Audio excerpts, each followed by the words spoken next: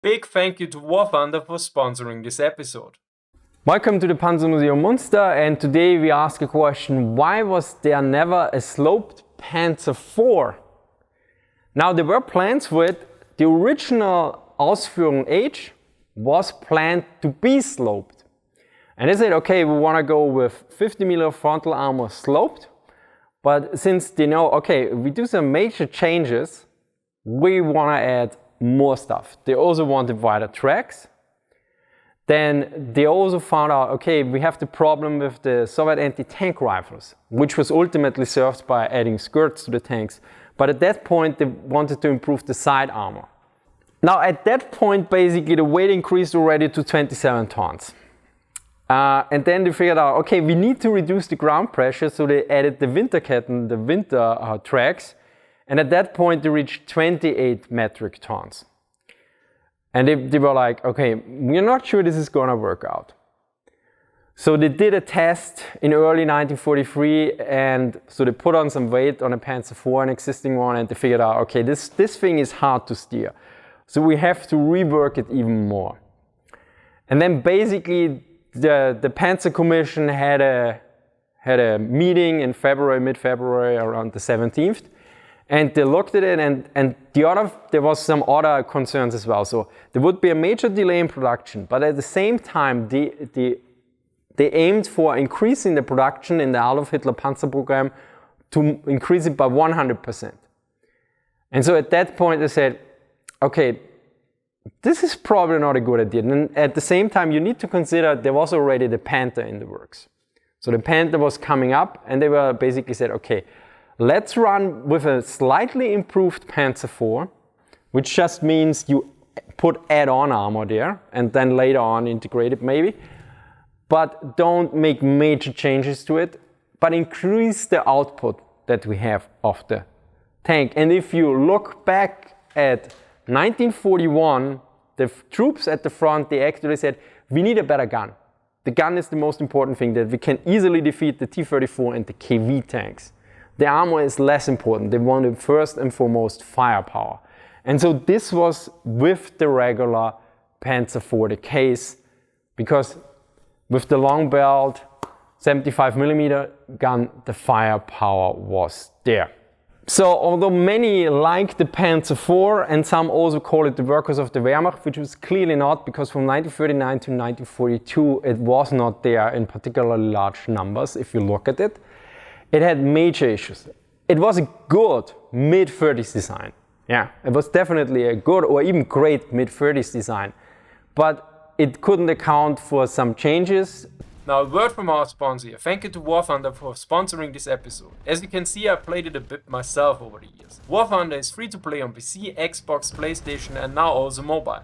Just download and play. It is fully cross-platform, so PC players can shoot down console players and the other way.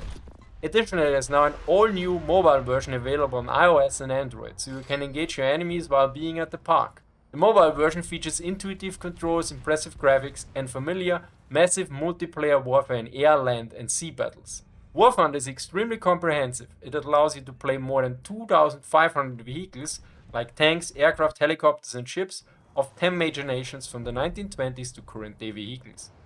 The vehicles are very detailed and modeled down to various technical components that can also be damaged and affect gameplay. War Thunder models in general aim to be visually as historically accurate as possible, showing over 90 million players in PvP battles today. Additionally, there are various game modes that allow newcomers to learn the basics, whereas veterans can play harder game modes. If you want to have a shot at me or with me, be sure to use the link in the description, and if you play on PC or console, claim War Thunder large bonus pack for new players and everyone returning that hadn't played for the last 6 months or longer, featuring multiple premium vehicles, premium account time, rentals, and a 3D decorator. Now Andrew, my reviewer, made a great point here. He noted that the Panzer IV, the T-34 and the Sherman are often portrayed as equals, yet when it comes to the respective timelines, this is clearly not the case. As such, let us look shortly at the timelines and the development and introduction. Let's start with the original contract and orders for these tanks. Note these dates are less important than the other dates, since the procurement processes and circumstances were quite different, but to give you a general idea when everything started. One of the original Panzer IV contracts was given to Rheinmetall in February 1935, yet more importantly is that Krupp received the contract in July 1935, because ultimately Krupp was chosen and produced the Panzer IV. For the T-34 it is more complicated. Already in May 1937 there were discussions in the Soviet Union about designing a new tank. Several proposals were developed over time. The earliest that I consider fitting due to its similarity with the later T-34 is the revised project that was submitted for approval in August 1938, called the A-20. To quote Peter Tank Archive Samsonov, the mass of the tank reached 17 tons, but this was a small price to pay for the radically increased protection afforded by a new hull shape which featured sloped armor all around, not just in the front. Although keep in mind that this version still had a 45mm gun that had an extreme gun elevation and the machine gun in the rear of the turret. As such, the requirements provided in December 1939 might be actually more appropriate here. For the Sherman, we have two dates.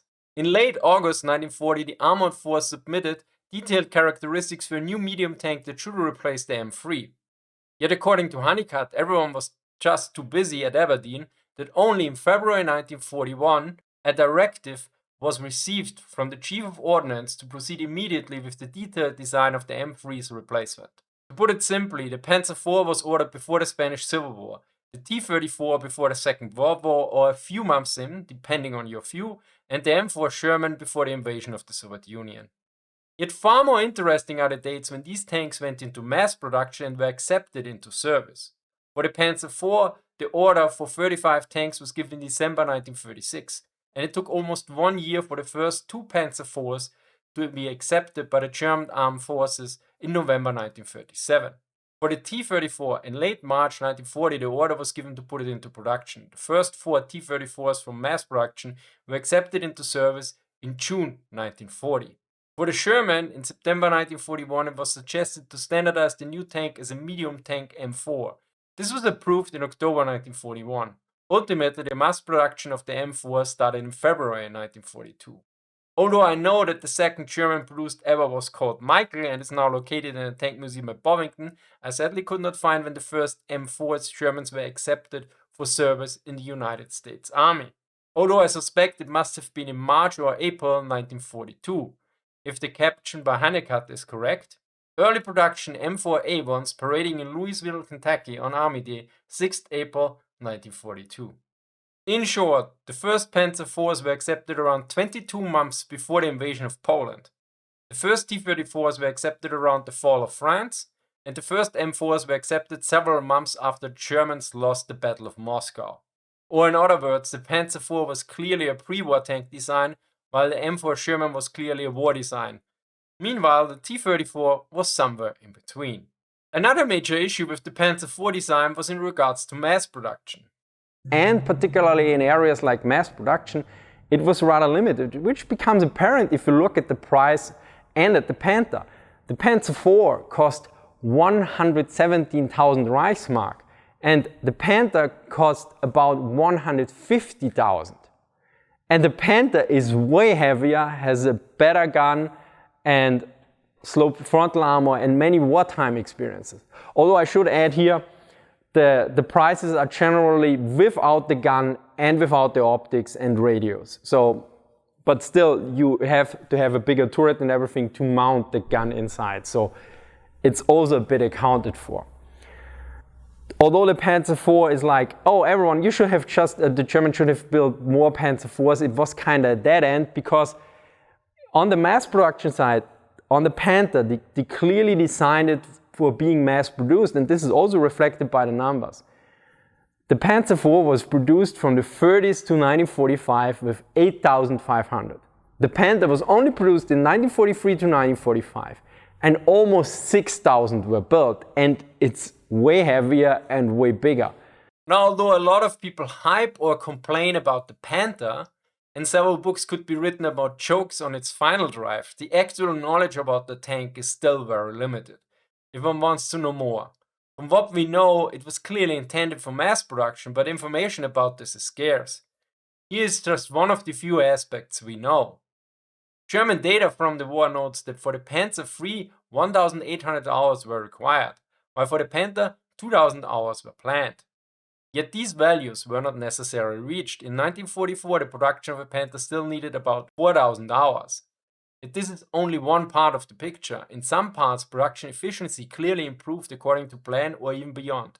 For the Panther chassis assembly, the original time goal was 485 hours. Initially it was 850 hours, but could be reduced to 440 hours at the MAN factory in Nuremberg. Note that other plans like that in Hanover were less efficient, which indicates that the planned 2,000 hours might have been possible after all.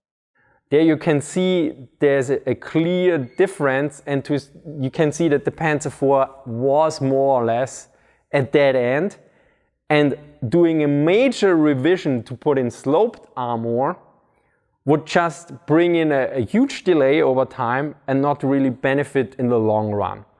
So it was kind of a dead end, although it was in its basic form an effective and useful tank. To summarize, adding additional armor on a tank is a minor improvement which doesn't incur any or very minor delays in a production run. Changing it from a vertical to a sloped frontal armor is a major change, and so they wanted to add more changes. But at the same time then the tank blew up to basically 28 metric tons instead of 24 metric tons, which would then additionally provide more problems. So in that way the Panzer IV was a dead end, and also they wanted to increase the output. And so delays were not really an option, and already the Panther was there to replace or to be basically a very strong armored tank already anyway. So here they went with the mass and decided for this trade-off. Be sure to use the link in the description and claim War Thunder's large bonus pack for new players and everyone returning that hasn't played for the last 6 months or longer, featuring multiple premium vehicles, premier countdown rentals and a 3D decorator. And don't forget to check out the new mobile version. Big thank you to War Thunder for sponsoring this episode. Be sure to check out the links in the description. Big thank you to the Panzermuseum Munster for inviting me. Thank you to my Patreon and subscribers supporters. Thank you to Andy and to Pearce for supporting me on site. Thank you for watching and see you next time.